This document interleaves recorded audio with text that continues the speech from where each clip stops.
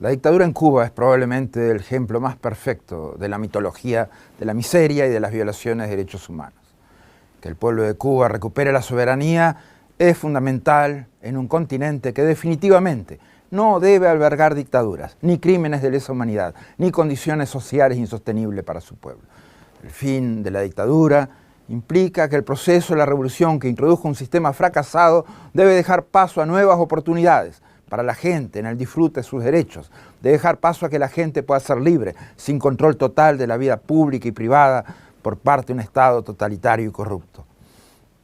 La dictadura cubana ha fracasado en lo que significa acceso a derechos y equidad, ha fracasado su sistema productivo, ha fracasado su manejo financiero, ha fracasado su manejo de la economía. La única forma de licuar sus deficiencias sociales es empujando a su gente al exilio. Se trata de un sistema que es incapaz de dar trabajo digno y honesto a su gente, que es incapaz de abrir su juventud a iniciativas, incapaz de generar un sistema productivo competitivo e incapaz de lograr soluciones para las más simples cuestiones financieras como el funcionamiento de una tasa de cambio real. La revolución castrista ha sobrevivido sobre la base de su parasitismo. Primero de la Unión Soviética y en segundo lugar a Venezuela. Es un parasitismo extremo, porque aún después de haber, por ejemplo, matado a la revolución bolivariana, la siguen succionando en su beneficio. Es el concepto fundamental de la revolución jinetera, vivir de lo que sacan de otros, aún de la manera más sórdida, aún por brindar los servicios más infames, como reprimir, hacer inteligencia represora interna o torturar. Es imprescindible que la dictadura caiga, porque es la única forma de terminar con la impunidad en materia de corrupción, de violaciones de derechos humanos y crímenes de lesa humanidad en la isla. Es la única forma de visibilizar sus mentiras y la fachada que tratan de presentar al mundo, como las farsas elecciones o como el ilegítimo referéndum constitucional, sin garantías de derechos políticos y civiles y cuyos resultados serán ilegítimos. Es necesario terminar con una revolución que costó la vida de gente en decenas de miles de ejecuciones. Esos ciudadanos cubanos fueron ejecutados por tener una diferente opinión política. La revolución castrista, en sus 6 décadas de vida, jamás ha permitido a los cubanos y a las cubanas pensar, elegir y decidir libremente. La libertad individual más básica es inexistente en la isla. El régimen cubano es un sistema que se sostiene en la represión interna, incluso de los movimientos más pacíficos y pacifistas de todos, como las damas de blanco.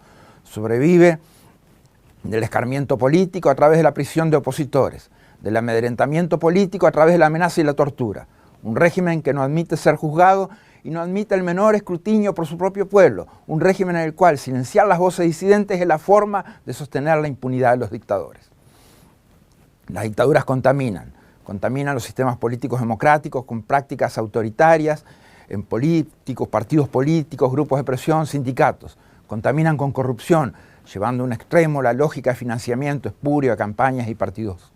La cubana fue la primera dictadura en el continente que se introdujo en el narcotráfico y en el crimen organizado, como mostró el fusilamiento del general Ochoa, mártir de la revolución o paladín del narcotráfico castrista. El legado de esta dictadura es nefasto. Nos deja miles de ahogados y desaparecidos en el mar, millones de exiliados migrantes, nos deja los Marielitos y también nos deja varios intentos revolucionarios fracasados en toda América Latina con un altísimo costo de muerte, violaciones de derechos humanos y sufrimiento de la gente. Su gran legado es la gente muriéndose en el mar. Su legado son los fusilamientos, la víctima de la tortura, los asesinatos extrajudiciales y las detenciones arbitrarias, la distribución de la miseria, la falta absoluta de libertades y de garantías fundamentales. No hay nada de eso que querramos. Nada de eso le deseamos al pueblo cubano.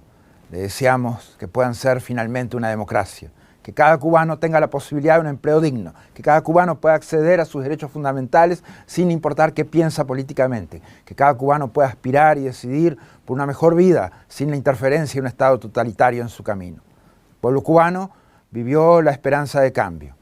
Esa revolución no la hizo la comandancia, la hicieron todos los cubanos, era de todos y no de unos pocos. El verdadero soberano, el pueblo cubano, nunca eligió ese destino. El verdadero soberano, la gente que busca sobrevivir día a día con lo poco que recibe, que preserva su dignidad a pesar de tantos años de engaño y privaciones de sus derechos civiles y políticos, no eligió reemplazar una dictadura por otra.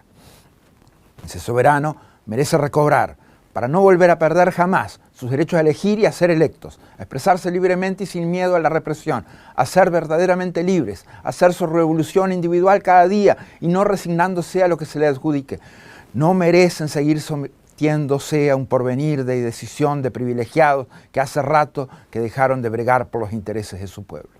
El pueblo cubano, el soberano, merece la oportunidad de elegir su destino, de ejercer su derecho a la democracia, de tener un futuro colectivo de verdad. Es demasiado grande para seguir siendo sometido a la opresión.